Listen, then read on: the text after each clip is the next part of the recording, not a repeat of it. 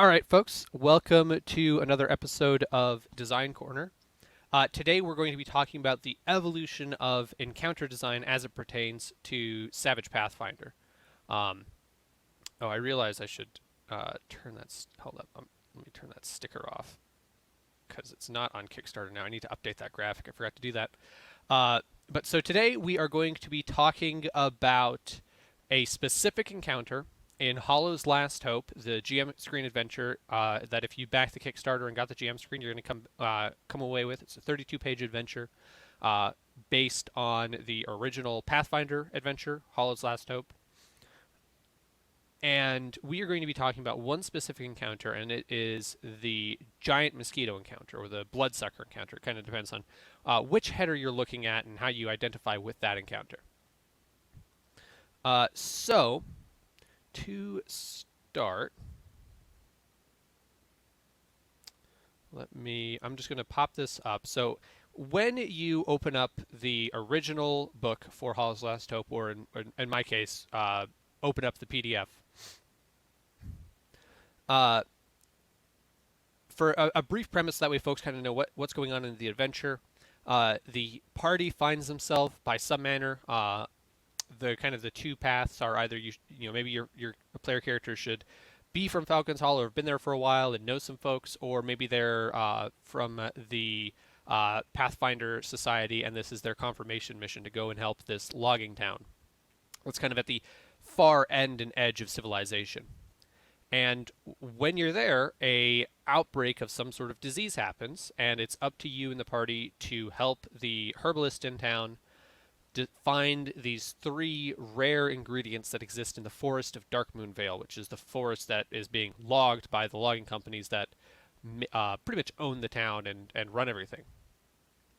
And so you are going to go into the forest, and you're going to find these ingredients and bring them back and hopefully save as many people as possible. So one of the things, excuse me,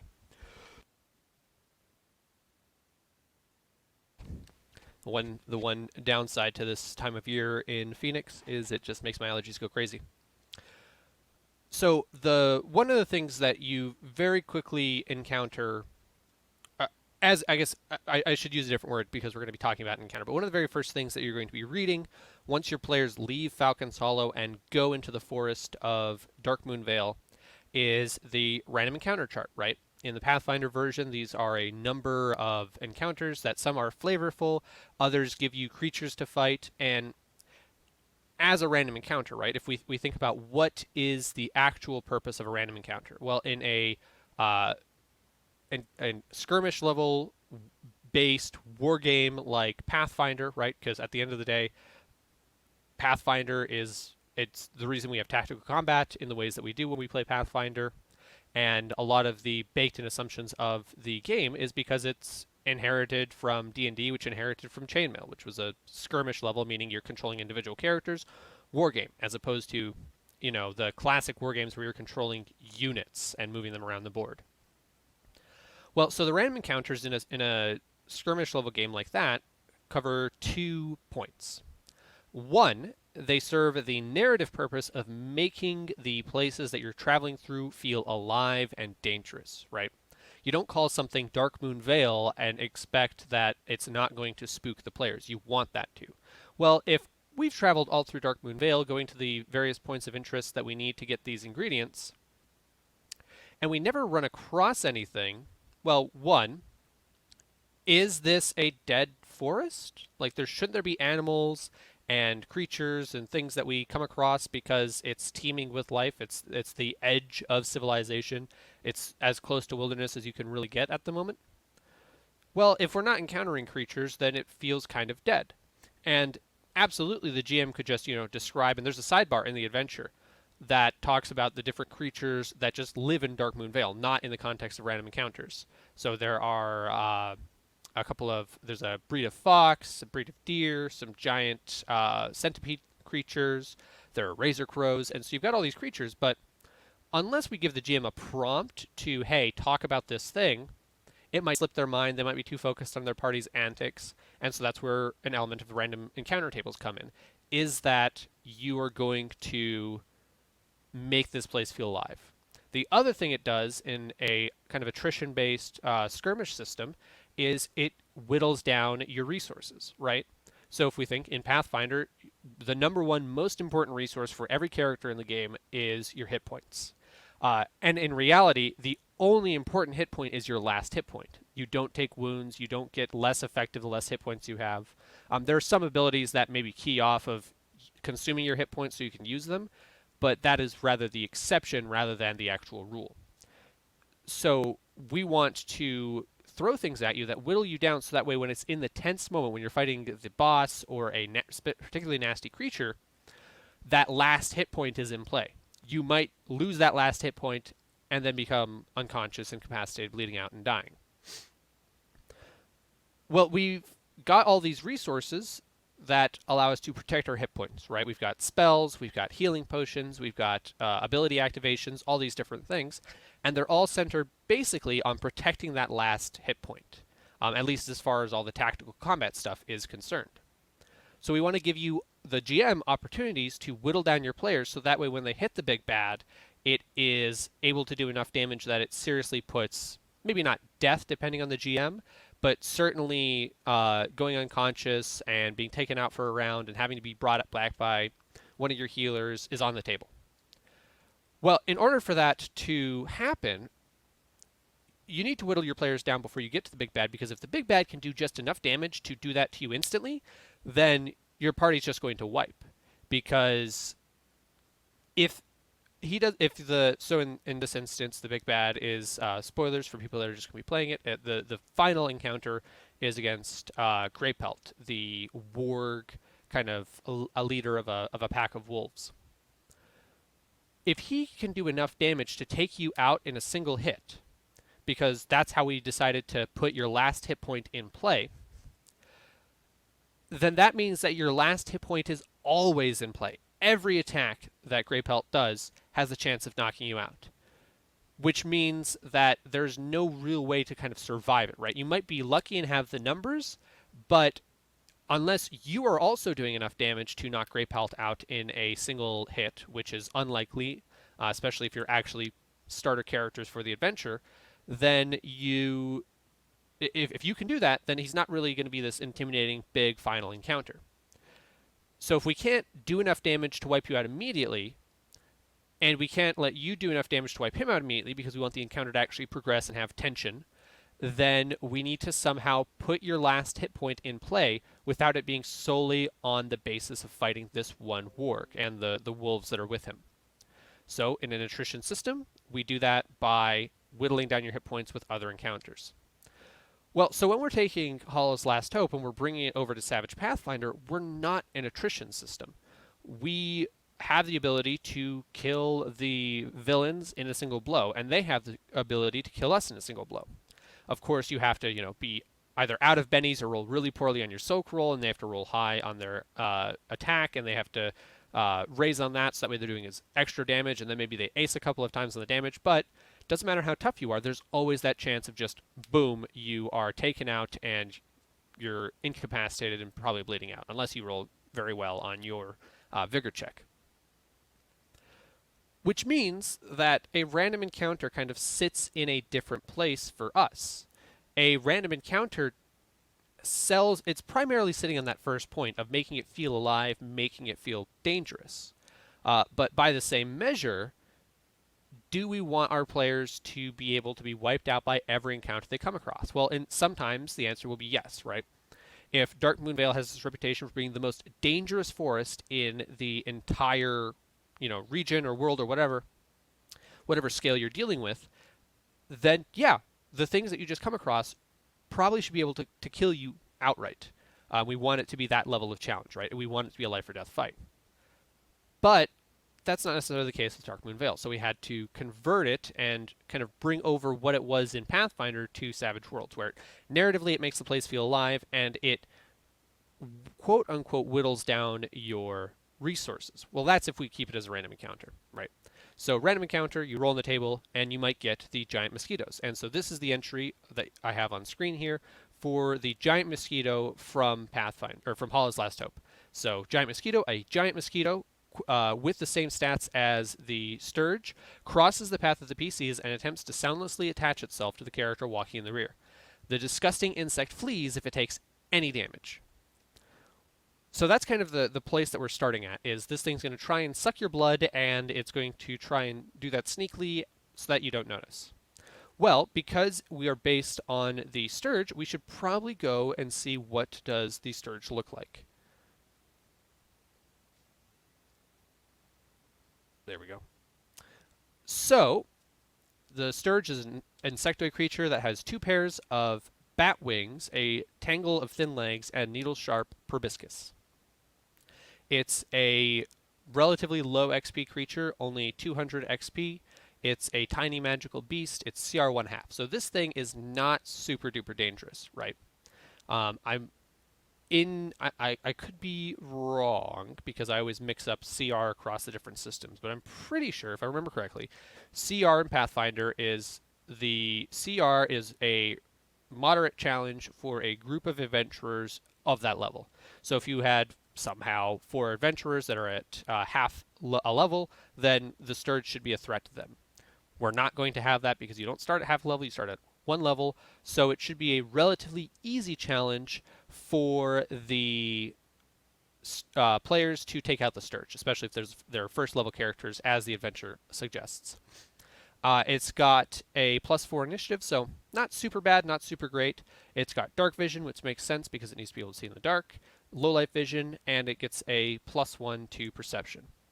Its AC is 16, which again isn't the best AC in the world, but it's also not the worst. For a first level party, it's gonna, you're probably gonna be hitting about half the time, maybe a little bit more than that, depending on the circumstance. It's got 5 hit points, which for most martial classes, that's going to be a single melee hit. For most magical classes that actually have damage spells, because you don't actually have to take damage spells with all of them, that's probably a single spell's worth to wipe this thing out. Its fly speed allows it to move around a bunch. Its saves aren't super great. Its reflex is kind of fine. And it's got a +7 to attach, and that's a touch attack. So you're a little easier to hit because it just needs to touch you. And a +7, again, probably means it's going to hit around half the time, a little bit more than that, depending on, the more dexterous you are, because it's only touch. So, the big paladin with their heavy armor isn't especially harder to hit, but we do have probably about a 50-50 chance. And it's got blood drain, and so this is especially the special abilities of this creature is a thing that we are going to pay the most attention to when we're converting this encounter to Savage Worlds. So it's got 3 abilities here. It's got attach. So when a Sturge hits with a touch attack, its barbed legs latch onto the target, anchoring it in place. An attached Sturge is effectively grappling its prey. The Sturge loses, blah, blah, blah, blah, blah, right? This is basically telling you what happens when you get grappled. It gets a +8 bonus innately to maintain its grapple once it's attached, because it doesn't want its prey to get away. And it can... that's just more talking about what you can do. It's basically telling you what the grappling rules look like, which is good in this instance because, especially if you're throwing a 1/2 creature at your players, maybe you're a newer GM, maybe they're newer players, and by having the rule there in the text, I don't have to go look it up. I probably need to if it's a 1/2 CR creature I'm deploying. Then it's got blood drain. So at the end of its turn, if it's attached to a flow, it inflicts 1 point of constitution damage. Once it's dealt 4 points of constitution damage, it's full and it flies off. That is kind of one of those things that, we don't have constitution in the same way that Pathfinder does, right? In Pathfinder, you've got a value, probably on average is going to be between 12 and 14. And so for you to be taken out by this thing, you would have to have, I think, a lower constitution than the rules as written you are allowed to have. And even if you took some ancestries that had really nasty con penalties and rolled as minimum as you could on your con, I don't think you'd get to the point where you only had 4 points of constitution. So it's basically, there's no danger of this thing actually killing the player it's attached to, especially if it's just 1. And then it has diseased, which basically It's a 10% chance of being exposed to filth, fever, blinding sickness, or a similar disease, and you can change that based on what makes sense for your setting in the game that you're playing.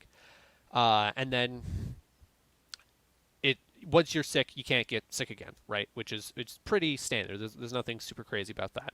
And then we've got the ecology down below. But so if we're thinking about, okay, what does a sturge look like in Savage Worlds? Well, it's a pretty weak creature, so it probably has a low con. Oh yeah, one thing I skipped over was the statistics actually, and we should look at that really quick because that also is part of what helps inform how we convert this creature. So strength 3, we've got strength, they've got strength, so that's a pretty easy conversion, right? It's a 3, it's really, really low, so obviously we're probably going to give this thing a super low strength, at least at start. Its dex is high, we have agility, that's basically our dexterity, and that's super high, so we'll give it a higher dexterity. For something with a 19 dexterity, again, probably between 12 and 14 is average for a player. And so if we're talking about average for a player at kind of first level, which would be 0 advances, novice rank in Savage Worlds, then we're probably looking at about a D6. So if this thing is probably 1 to 2 orders of magnitude greater, we're probably looking at a D8, maybe a D10. Its intelligence is 1, so we're probably going to give this thing a D4 intelligence, and it's going to have that little mark that says it's animal intelligence, so it's not a D4 person's intelligence, which is smarter than probably a D12 animal intelligence.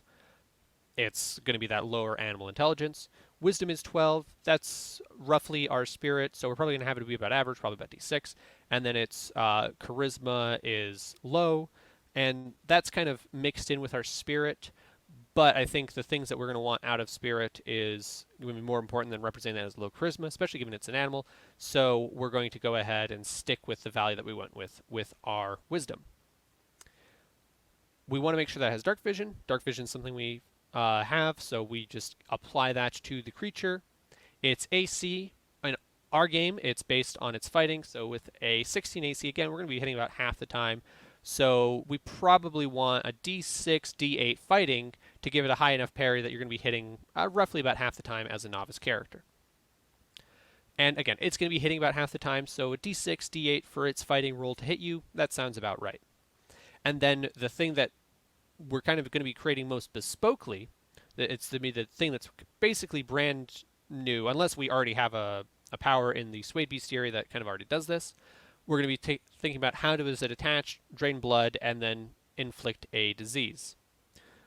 Well, for us, probably the draining of the blood and doing the con damage, we don't necessarily want to lower your vigor because that has a much greater impact in our game than a lowered con has in Pathfinder, right? In Pathfinder, you're losing out on some hit points, and it's going to be a little hard to make con saves. In Savage Worlds, that's reducing your toughness, so you're easier to damage. It's reducing your ability to soak because you're less likely to roll well on your vigor roll. So we probably don't want to do that. And we can kind of maybe just merge in the disease because we also are not in the habit of having many, many, many status effects for you to track. That's part of the fun of Pathfinder is that there are all these floating modifiers, and so it's every different thing you do has a different modifier and a different status that it applies, and that complexity is part of the fun. But we want to make sure it's less complex, especially because if we're not thinking in the context of Hollow's Last Hope, we're going to throw probably a bunch of these at you. And so the less things the GM has to track, the better. So why don't we merge those two, and what would our rough equivalent be? Probably giving a point of fatigue, right? That's a -1 on everything you do, but it's not as nasty as lowering your vigor. Again, that's somewhat situational. It does make it harder for you to soak, but it doesn't make you harder to damage, and that's valuable. And then it's attached. We already have our own grappling rules, so we could start with that basis. And so one other thing I want to drop in before we jump over into what does the first version of this creature look like in Hollow's Last Hope. Hollow's Last Hope was the first thing that we really went through and did a big conversion for, primarily because it was the smaller book, and so it was easier to do the first design pass on Hollow's Last Hope. And Chris Warner did a great job. He's been the lead designer on Hollow's Last Hope, in addition to being the project manager for Savage Pathfinder. And so he kind of figured out using already we had some guidance for how do you convert things from D20. There's some loose design guides that we have for that, and so we kind of did the first pass. And something that kind of came up organically as we were doing these conversions for Hall's Last Hope and for all 6 books of Rise of the Runelords, which Mike Barbeau did the primary conversion in Rise of the Runelords. The first pass was always this kind of, let's just make it as close as we can to what it is in Pathfinder systems-wise, right? And the reason we did that, or I guess the reason we organically arrived at that as kind of being the natural first pass is because it's the simplest thing to do. It doesn't require a whole lot of testing. It is something that you can just kind of look at it, eyeball it, and throw it out, and there you go. Does that mean that is the final thing that folks are going to get when they open up the book? Almost certainly not. Because again, if we look back at the assumptions that a low CR creature has in Pathfinder, right, it's going to maybe drain a little bit of resources and then die quickly, versus a low threat creature in Savage Worlds is to amp up the drama, give the players something to kill, but it still has that chance of overwhelming the players and being dangerous if it's really lucky. We have different assumptions there. We have different assumptions as to why we want to do a random encounter. And so it's not going to be this easy transition, right? If we were going from one, chainmail descendant to another, right? Say we were WotC and we were doing this to 5th edition, it'd be very, very simple to do the conversion, and we probably wouldn't need to do a whole lot of work past just changing some numbers. But our assumptions are different, so we actually have to go and design it after we've done the initial conversion. So I will throw up the first version that I am familiar with, and it is version 12 in our marking history.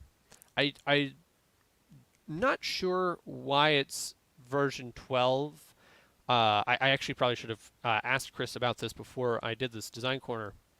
I think largely version 12 came from the fact that you do you make the InDesign document and then you drag in as many of the assets and you convert over as much as you can.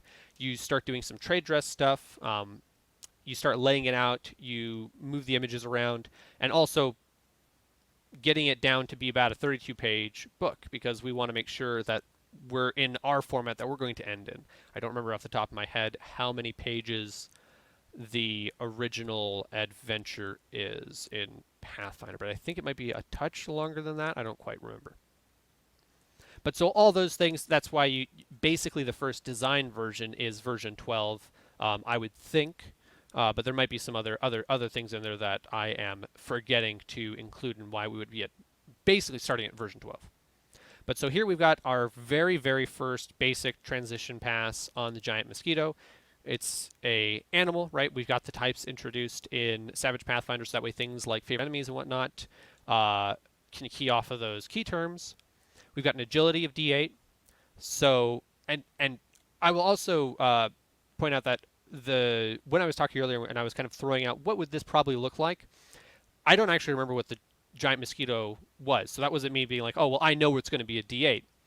That's kind of just the thought process that we went through. And I think anybody who was on the team that would have made the Giant Mosquito is going to make this as their very first pass, right? If I did it, if Mike did it, if Shane did it, this is the you have to start somewhere, right? If we just try and okay, what does a Giant Mosquito look like in Savage Worlds, and we don't base it on what's in Pathfinder, then it's not going to be emblematic of what we had in Pathfinder, and that kind of defeats the purpose, right?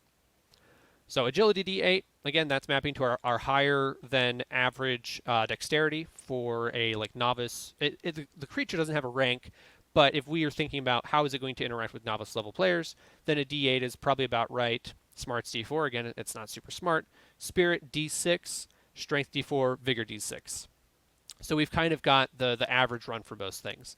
Then we give it an Athletics of D8. The reason that we're going to do that, even though it doesn't have the only skills that the Pathfinder Sturge has is Fly at +8 and Stealth at +16. Well, we're going to give it an Athletics of D8 because the initial theory is that it's going to be grappling the player that it attacks. Well, you do that with athletics. So we want to make sure, this is a creature that is good at grappling its prey. A human being or a dwarf or halfling might be larger than its typical prey, but it's still pretty good at it. So let's give it a D8. Again, if we think of a D6 being as the average for a novice rank character, it's a little bit above average. Fighting D6, notice D6, stealth D8. Pace of 6, and this is kind of just, a lot of the times we don't need to really mess with the pace too much, just because the speed at which it moves isn't the most important thing, and so we can kind of leave it at the default, just so that way the less things that are bespoke about a monster entry, the easier it is for the GM to hold it in their head. So if they know, okay, well, generally speaking, my pace is always going to be 6, unless there's really good reasons to change it from that, right? It's an especially fast creature, it's an especially slow creature. Let's just leave it the same, so there's one less thing for the GM to remember while they're running this encounter. Parry of 5, toughness of 5. So not super duper high, but it's not, out of the bounds of possibility that I might miss, especially as a novice character. It's not out of the bounds of possibility that I might not do any damage, especially if I roll poorly and I'm a weaker strength character. And then it's got 3 special abilities. We don't have the block in our creatures that are like, what are their senses? So those get slotted in as special abilities, especially when something is as useful as dark vision. And same thing with our flight. So the 2 easy ones are dark vision, right? Our version of dark vision allows you to ignore illumination penalties for up to 10 tabletop inches, so 10 squares or 20 yards. Anything past that is dim illumination, right? So it's not complete pitch blackness for you, but it's still kind of hard to see outside of that radius. And that very much fits, anytime you hear a GM describe how your dark vision is a circle and it kind of drops off, that's basically the same thing we're going for. And then it has a flying pace of 6. Again, same number as our general assumption for pace, just because we want one less thing for the player, or for the GM to remember.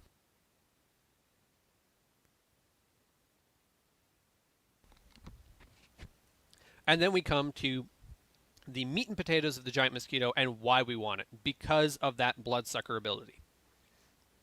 And so if this Giant Bloodsucker succeeds with a touch attack, right, we're using the language that we had in Pathfinder, and Pathfinder was a touch attack, which for Pathfinder means that you ignore any armor bonuses you have. You're just looking at your base to hit and your dexterity and any other modifiers that you have for your dodge bonus.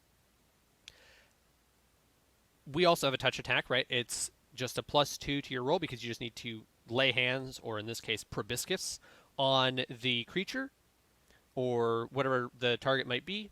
So we also let's just use that language and convert it over. It becomes attached. Starting next turn, the mosquito drains blood from its victim, which suffers a level of fatigue. The bloodsucker detaches and flies away after 2 rounds. So the starting next turn, right, in the original version, it is at the end of its turn. Yeah, at the end of its turn. Well, we generally try and key more stuff off at the start of your turn, I think, generally speaking, when it's something that's going to be a bad guy's thing, so that we kind of check that off and then move on with the rest of your turn. And also, if you think about what is the purpose of this encounter, right? Well, or not even so much what the purpose of the encounter, but what is the original intention of the encounter, this thing's going to latch onto you, suck your blood, and then move on. Well, our 1 level of fatigue, which gives you a -1 on everything, is nastier than the point of constitution damage that it does to a Pathfinder character.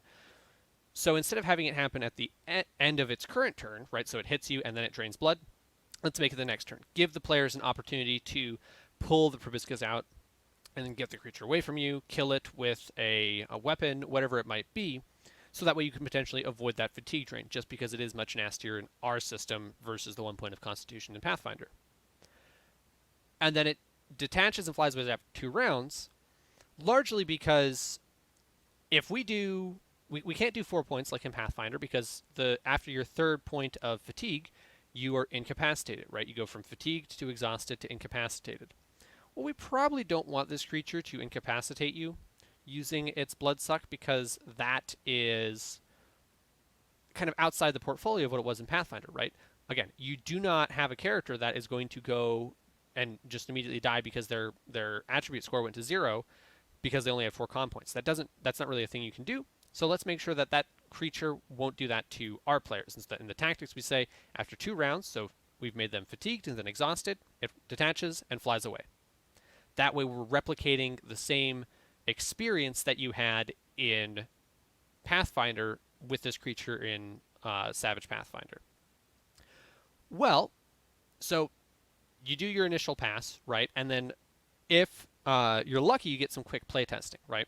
And in this case, Chris did some playtesting, and also Jess Rogers, one of our editors, did some playtesting.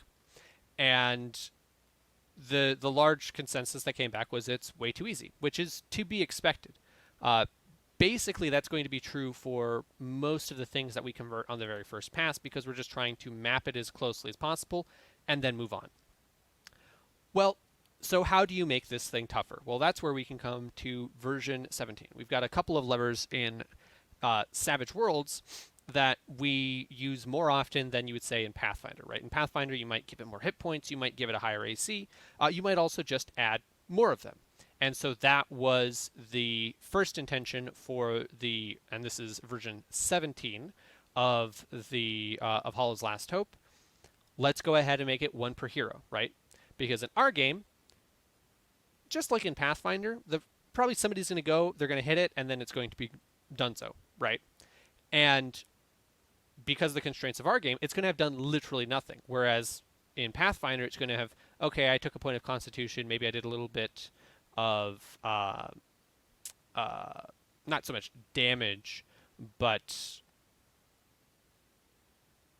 give you a little bit of a debuff in that you also are potentially diseased, and so some nasty things have happened that's going to make it a little harder for that player in that next fight. Well, for us, it might just literally die. So how do we prevent that? Well, it's an extra, it's going to die if it takes a single wound. It's pretty likely to take a single wound, so why don't we just add more of them, right? And so if we have that notion that our players are probably going to hit maybe about 50% of the time, and then maybe we're going to do enough damage about 50% of the time, or maybe a bit more depending on if you're playing a spellcaster versus a martial character, then if we put one on every player, maybe two of them die in the first round, and the other two still have an ability to be effective. So that's what we did. It's one giant mosquito per hero, and that's largely the main change from this. And that's kind of the first lever that we're generally going to pull when we're beefing up an encounter in Savage Pathfinder, is we're going to add more extras. Largely, I think a good kind of mantra for that to follow is, if you want the encounter to be more dramatic, then add more extras, right? There's more people actively, or creatures in this case, acting in the combat. There's more things happening. There's more opportunity for the players to use their abilities, their powers, and to cleave through the extras and feel like, they're these pulp heroes wading through the bad guys. If you want to make an encounter more deadly, then you are going to want to add wild cards, because the wild cards can take more damage, they're going to deal more damage, they're going to have more edges and abilities, and it's going to make it actually more likely that one of your players might outright die, if not just, being incapacitated or take a couple of wounds. Well, again, the giant mosquito in Pathfinder, or the sturge in Pathfinder, really isn't threatening to kill the players. I don't think it can. Let's double check. Yeah, it doesn't have a damage attack, it looks like, so it literally can't kill a player, right? The only way it would is if somehow, maybe there's, if you're in a swarm and they're all sucking your constitution out, then yeah, it could kill you. But a single sturge isn't going to do it. So one giant mosquito per hero is maintaining that same thing, but it's giving everybody in that combat a chance to do something. Because it sucks if it shows up, we all draw action cards, the fighter goes first, they hit it, and it's dead, and nobody else got to do anything in the combat. If it's one per hero, then everybody has to react to the bloodsucker coming down and getting in their face. So that's kind of the first natural thing that we'll do when we're beefing up an encounter.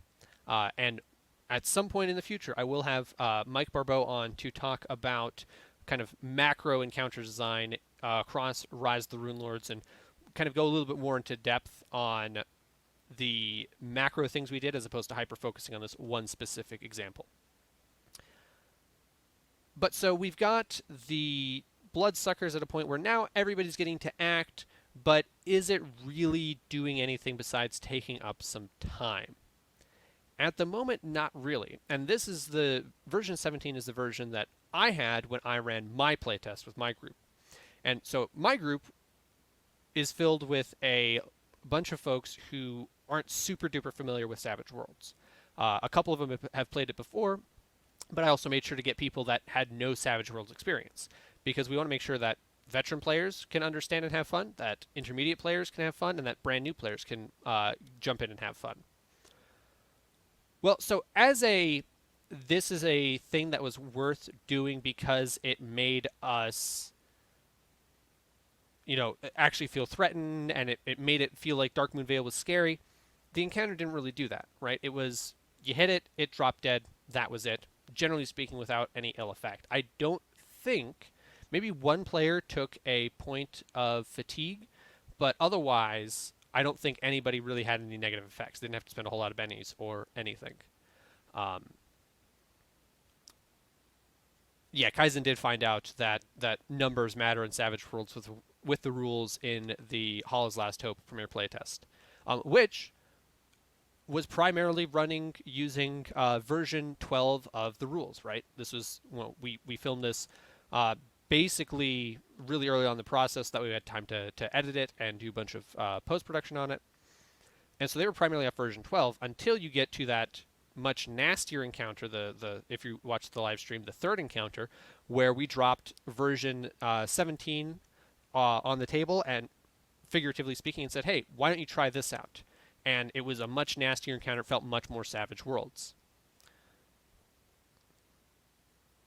So, from Kesrick, seems like the kind of encounter you throw at a party to soften up before something nasty. Make the party understand that they need to be smart or else they'll be drained before the real encounter. So, that absolutely is one of the goals that you would have in Pathfinder, right? We're just going to soften you up. We're going to tenderize you a little bit, so that way when you get to a harder fight, there's more on the line. Again, as I was saying earlier, that last hit point is more likely to be in play. But for Savage Worlds, we don't really have that same type of thing. And the way I would telegraph if I was trying to say, hey, this is something that you might not want to fight, you might not want to go against this creature because it's really tough, well, I'd want to use the same version, right? So if, for instance, my intention was to tell the players, hey, listen, Greypelt, if you fight Greypelt, there's a good chance you're going to die. What I would probably do is throw some wolves at them that are at the appropriate difficulty so that they see, oh man, those wolves were really hard, and now we're going to go fight the king of the wolves. We better figure something else out. Not so much with the Bloodsuckers. You don't really encounter them anywhere else.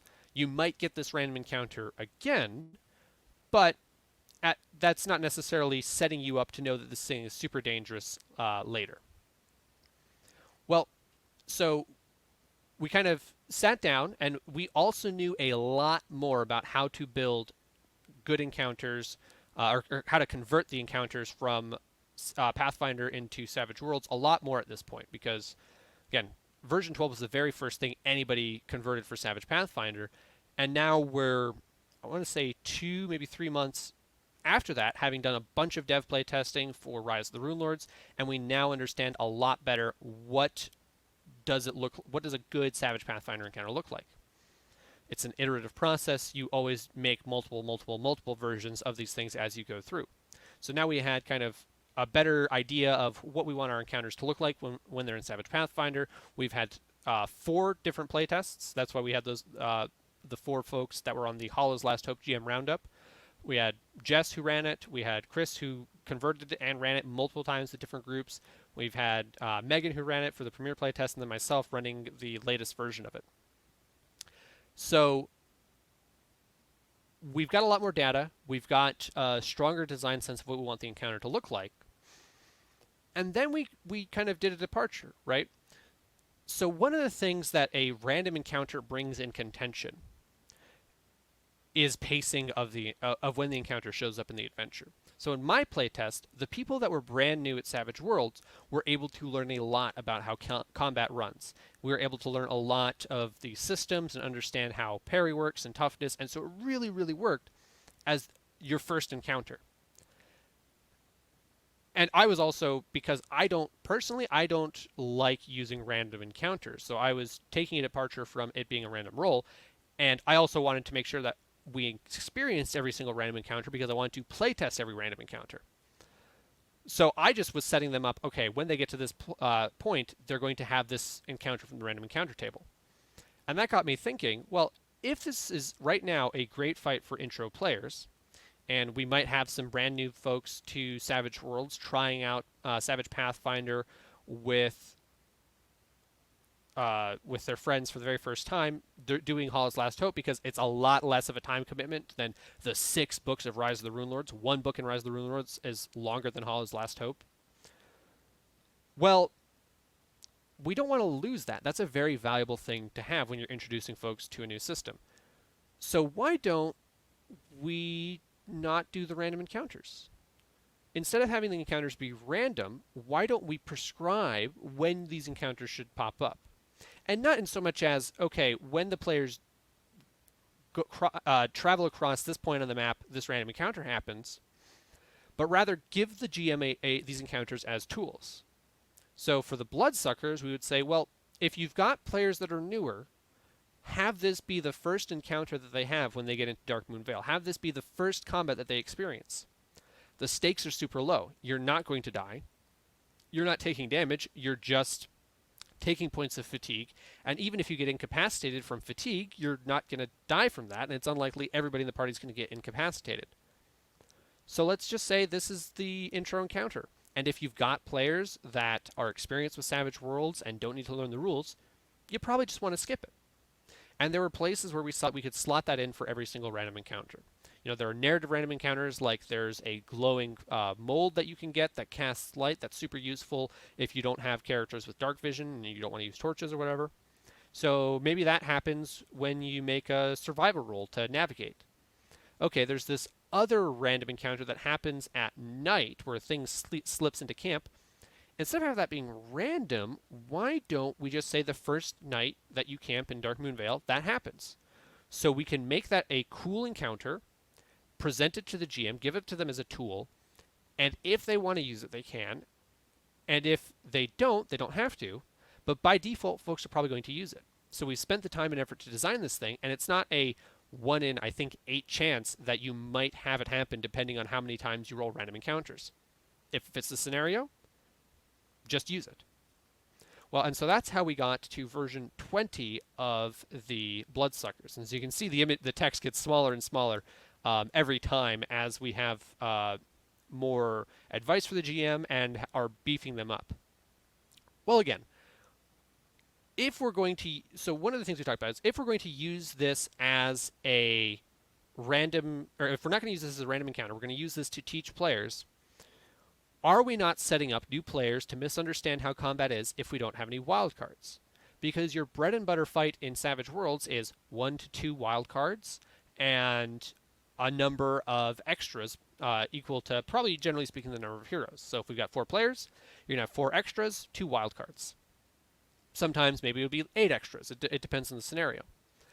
So if we want them to learn, let's show them what it's like to fight a wildcard. Because if we kill the Giant Mosquito in 1 hit because it's an extra and only needs to take 1 wound, then that's the expectation I have as a player going forward, is that anytime I hit and deal damage and deal a wound, this thing is going to die. So they're going to be freaked out when they encounter a wildcard that doesn't immediately just die. And that, maybe, depending on the game you're running, is the experience you want them to have, right? But generally speaking, we don't want to blindside our players with, hey, you didn't read the rules and you don't know that wildcards are a thing bad guys can be. Maybe you thought it was just players are wildcards, and so now you put yourself in a really dangerous scenario because you were going in too confident. That's not something we really want to promote. We want our players to have an understanding and expectation of the risk. So let's add in some wildcards so they learn what it's like to fight a wildcard, as well as what it's like to fight one of these giant mosquitoes. So we added in 2 Goliath mosquitoes. There were also some kind of ideas of, well, generally speaking, you're going to experience a fight in Savage Worlds in waves, right? We all the time love ambushing players with extras that came in from the back. And you'll see this a lot in the... I hesitate to call them dungeons because they're not dungeons oftentimes. But you know, the larger scale, there are multiple room encounters that you're going to have. Where in Pathfinder, you'd be going clearing room by room by room, and as you go into each room, you're in another fight. And having multiple encounters in a row whittles down your abilities. Well, that's not really to the Savage World's taste, So now you're going to get into a fight, and then they're going to call in reinforcements, and the bad guys from this room are going to come out, and they're going to hit you from behind, and then the bad guys 3 rooms down are going to hear the fighting in the distance. They're going to sneak up, and they're going to ambush the spellcasters from the back. And that is going to make it one bigger fight that's a lot more dramatic. So why don't we also do that with this intro encounter?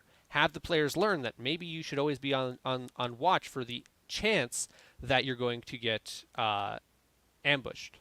And I see there's some folks talking about random encounters from Abuelo Saragar saying that random encounters is really a relic of AD&D. I'm not sure why it's even in books anymore except for nostalgia.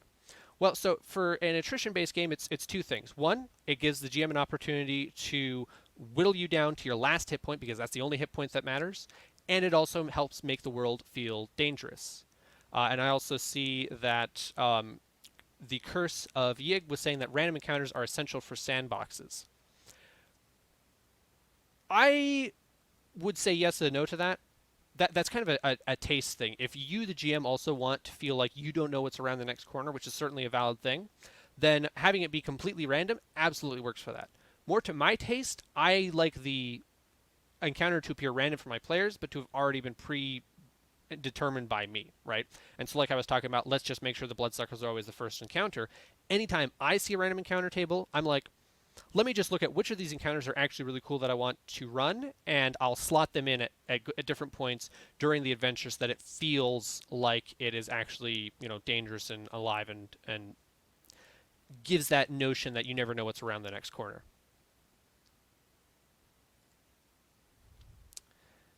So that's kind of why we pulled away from random encounters. We wanted to have it be more of a defined experience. But you absolutely could continue to run with random encounters if you wanted to. The other thing that making this not a random encounter does for us is if it's a random encounter, this could happen on the way back to Falcon's Hollow after you've basically completed the adventure and done the final fight. Well, if there's super weak, easy to kill intro fight and it's on the random encounter table and I get it at the end of the adventure, again, we're back to that notion of we're basically just wasting some time because this fight's not really going to be a super threat to us. We already dealt with the most dangerous thing in the forest. Now we got to deal with these mosquitoes that we're going to take out real quick. Let's not give that kind of... It's not a falling tension, right? It's not the denouement where we've reached the climax and now with everything settling down, it's just kind of taking up time at the table. So from... Kesrick saying, I'm fine with dropping big creatures way out of the party's league, but they need to have a chance to avoid the fight, not dropping it directly on the camp or something. That's something that's always going to be up to how the GM wants to run it, right? Sometimes you do want to drop the big nasty thing right on them and they don't have a chance to avoid it. Other times you want them to be able to avoid it. That's kind of a stylistic thing. It depends on the type of game you're running. It depends on what drama you want at the moment. So that's also something that kind of a random encounter doesn't always prescribe how that happens to your players, how they encounter that. So we've got the Giant Mosquitoes. We did a couple of updates. So one, we changed the way the Bloodsucker ability worked because a problem that we were running into was the creature, if it has to wait until its next turn to suck the blood out of you, then that means it's most likely dead before we get there. Right? Players are going to do everything they can to remove the sucker from them, to kill the creature, to make it so that they're not taking that point of fatigue. And it's also not very savage, right? We just want to hit you, right? Let's not play around. If we're going to do something to you, let's just do it. So in this instance, we changed it so that when you get stuck, it just sucks the blood out of you and you take a point of fatigue. It immediately, if it hits with your with its sting attack, doesn't have to do damage, it just has to hit. Then you take a level of fatigue. And when I ran this version of the encounter for my players, the way I was describing it is it sticks the proboscis in, and if it doesn't do any damage, that's because it didn't hit anything vital, right? You've just got a wound, but it's not enough to actually inhibit you, so it's not actually a wound as we have on the wound tracker. But it still sucked out a bunch of your blood, right? And so now you're feeling a little woozy. Now you've taken that point of fatigue, even though it hasn't done any real damage to give you a wound.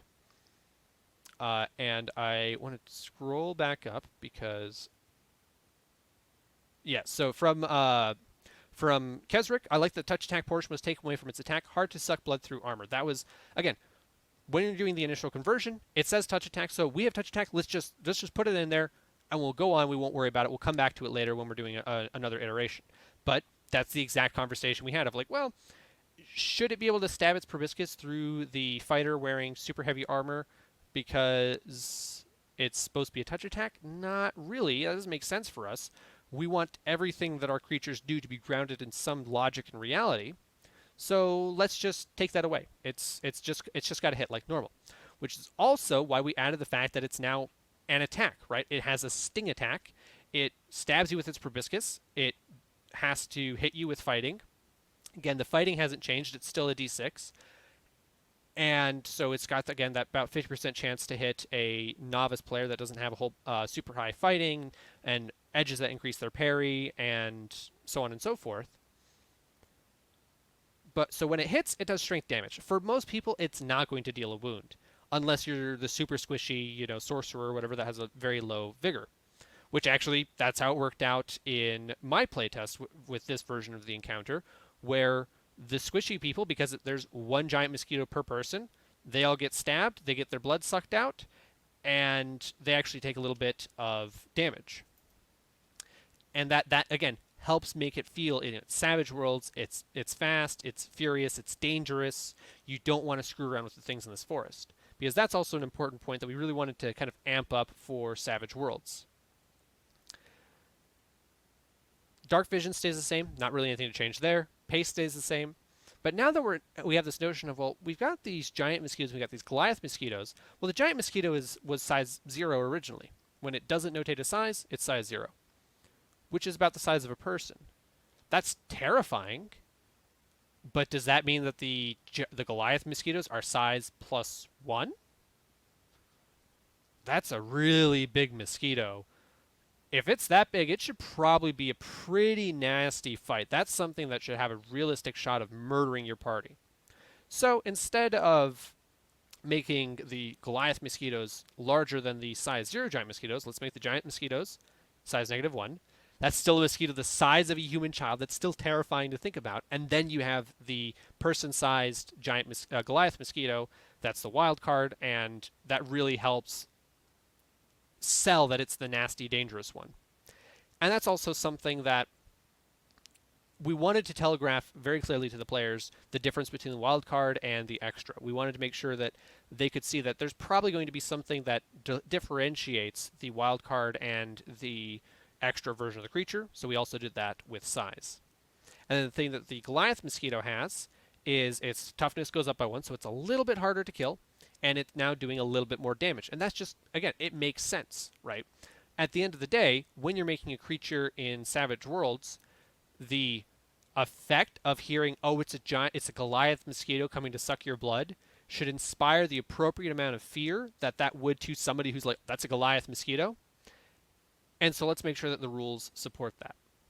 And so we bumped up the strength. One other thing I want to point out is, notice how we no longer are talking about the holding on, grabbing and holding on and sucking out the blood.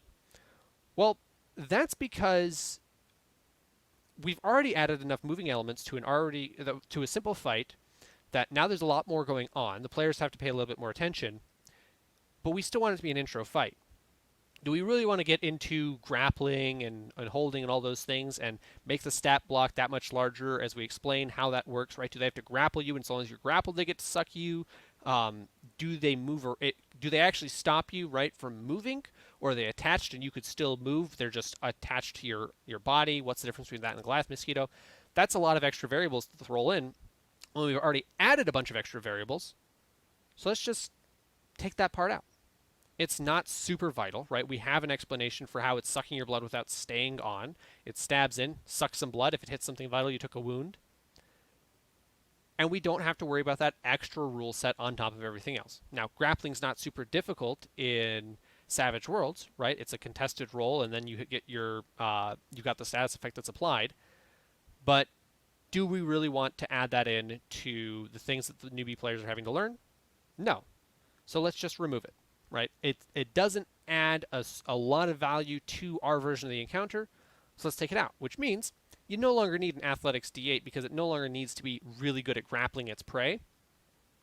So let's drop that down so that way when a player, if a player says, I want to grab this child-sized mosquito and move it around and grapple it or pull it to the ground or pull it off my friend, well, it makes sense that it's not going to be as strong as somebody that is size 0. So let's drop down that athletics, make it so that the player is more likely to win the contested roll, and then it feels good for the player. And vice versa, if for whatever reason the GM's like, I want this thing to grapple somebody, it's going to have a little bit of a harder time doing so. So that's kind of the evolution that this encounter went through, from being a random encounter designed to wear down the party in Pathfinder, to the first version where it's basically doing the same thing. It's as closely mapped as possible to the Pathfinder version, to the second encounter where we start adding in some more extras just because that's the default thing that we should generally do in all our fights when we're going from Pathfinder to Savage Worlds, to let's make the nasty thing just be nasty. Let's add wildcards, because you probably should always have a wildcard in a meaningful Savage World fight. And let's just have the things, just do it, right? Let's not play around. If they're going to inflict fatigue, let's just inflict fatigue and go on from there. And this still maps to the thing that we want, right? Since it's no longer a random encounter, it doesn't have to always be a good fight to insert at any point. And so we can make it that the stakes are still relatively low, right? The giant mosquitoes will still fly away after it's sucked enough blood. In this instance, it's also, if it's wounded, the Goliath mosquitoes fly away because it wants to survive, and it's like, oh, this is too much trouble. I just wanted some food. And the extras go on shaken, right? And that gives us a natural tool for the GM to pull back if, say, for instance, the party is just having a really rough time of it. They couldn't roll above a 3 to save their lives, and you want to be able to pull this intro fight back and not actually wipe out the players. Because we have added, technically speaking, they do damage, they could kill the players now. Well, let's give you a mechanism that's hard written in, so that way you know how the creature should behave, that encourages you not wiping out your party. And also, a big portion where that advice comes from is, hey, this is how this creature should act, right? It just makes sense that once they're full, they don't need to stick around and kill you. They don't care that you're alive. If anything, you continuing to be alive and walking around Darkmoon Vale means when it's hungry again in a couple of days, it can find you again and suck out some more blood.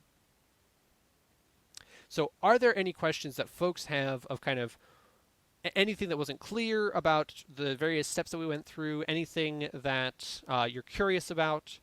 I'll give a few minutes. We're running a little bit over, but we'll take another maybe 5 minutes so that folks can ask some questions and we can roll through if there's anything that that folks are not sure about or would like to hear about. I'm just scrolling up in the chat, making sure I haven't missed any other questions. I tried to keep up with them as we went through.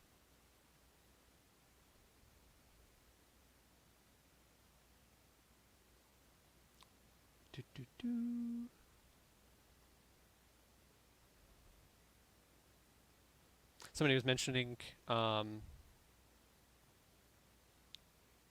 was mentioning getting players to run away. Well, getting your players to run away, that might be a good topic specifically for another design corner. But here's my 5-second advice on that. If you really want your players to run away from something, say it. Say, hey, maybe you spent a round fighting this creature, and you're starting to realize this thing is really nasty. You're having a hard time going through its armor. You're having a hard time hitting it. It's just beating the crap out of the party. Your character is starting to worry, right? Don't forget, right? Even if your player isn't worried because they're like, I think that the GM, depending on the GM, some players will be like, oh, the GM wouldn't throw something at us that we couldn't handle, and others just won't think about it. And so you're always able to say your character has a pit in their stomach. They're starting to worry that maybe you can't win this fight. And depending on your group, some groups might really hate that. Whenever I give advice like that, note that it's somewhat generalized. I can't diagnose your specific game without knowing you and your players and the type of game that you run. But it's less bad to tell your players, hey, your character's scared. your character's starting to think of running and really nudge them towards something than to TPK the party because they didn't pick up any of your signals that maybe this is not something that you should try and kill.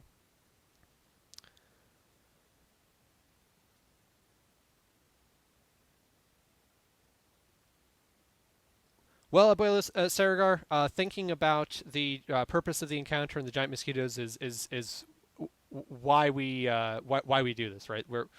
The whole point is so that you don't have to. You don't have to take all that time thinking about what is this, how should this encounter run. That's the value that you have of running an out of the box adventure. So we want to make sure that it actually accomplishes the goals. From Grom Molotok, how much guidance will there be for converting Pathfinder 1E encounters to the Savage World equivalent? Say I wanted to run Iron Gods and Pathfinder for Savage Worlds, for example. Well, so there's like 2.5 answers to that. One, and this is the plainest answer I can give. A lot of the encounter design is much more an art than a science. It's like I talked about the first version where we just tried to stay as close to Pathfinder as possible. That doesn't result in a great Savage Worlds encounter. There's a lot of design that needs to go into it. There's a lot of it's one of those things that it's not something that we could give you a couple of paragraphs in the book or a packet and say, here you go, this is all the things that you need to know in order to build a good converted encounter. I mean, that's why game design is an entire field in of itself. People spend entire careers trying to figure out how to make good encounters for the systems that they run, be it in video games or in tabletop games. It's something that you're going to have to synthesize, and that's probably something that we'll talk about on another design corner. Is synthesis? How do you look at what's already in a game and synthesize it and learn how to make your own good versions of it? We kind of talked about that process a little bit in the Pathfinder spells to Savage Worlds powers design corner, but you can do that for any game system. So that's kind of the plain it's not as easy to give you the tools to do the conversion on your own. The other answer is, hey, we'd like to release more products. We'd like to do the conversions. So we'd like to show you how clever and the dope things that we could do are. So let's get Rise of the Runelords out, and then we'll talk about doing other adventure paths. So long as you folks want them and Paizo's happy with what we're doing, we'll keep doing them. And then the other half answer to that is I will have Mike Barbeau on in the future on another design corner where we'll talk about the macro of converting encounters.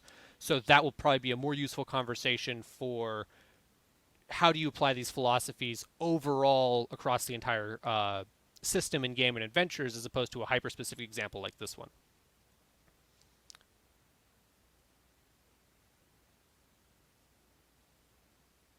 Yeah, and Abuelo Sargar said that once you have Rise of the Runelords as a reference, it'll be easier to adapt other APs using that as a guideline.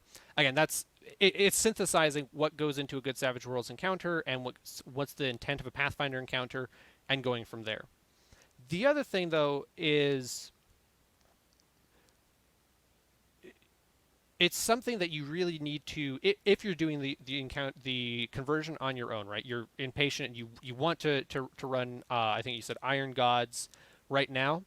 My big advice to you would be keep in mind the macro overall place where those encounters live. For instance, a super easy thing is if you're in anything that's like a dungeon, right? So there's the Glassworks in Sandpoint, there's a lumber mill in Lankhmar that are both in Rise of the Runelords, and they're functionally dungeons. They're multiple rooms with multiple bad guys in multiple spaces. Remember that it's much more fun in Savage Worlds to have a small fight turn out into everybody on the floor is fighting you now because they've called for reinforcements and they're trying to ambush you and so on and so forth, than it is to have multiple smaller, shorter encounters.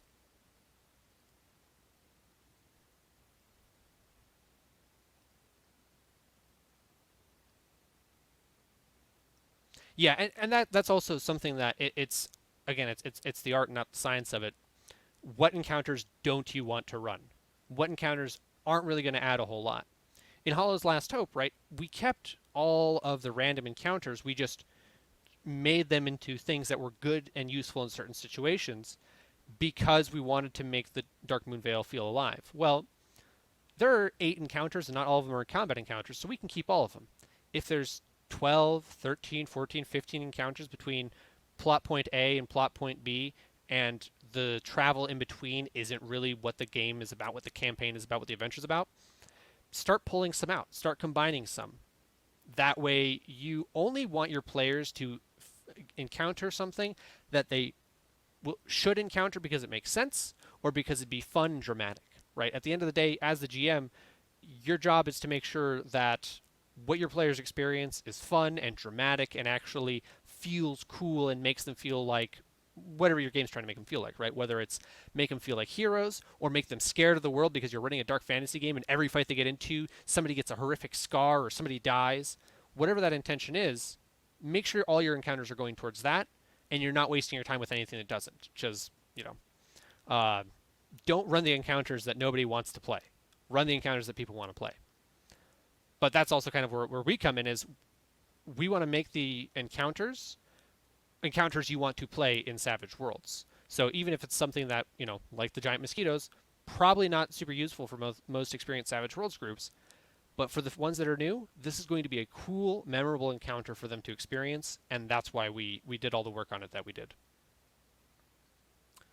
Mr. Tiki asked, do bad guys get called shots? Absolutely.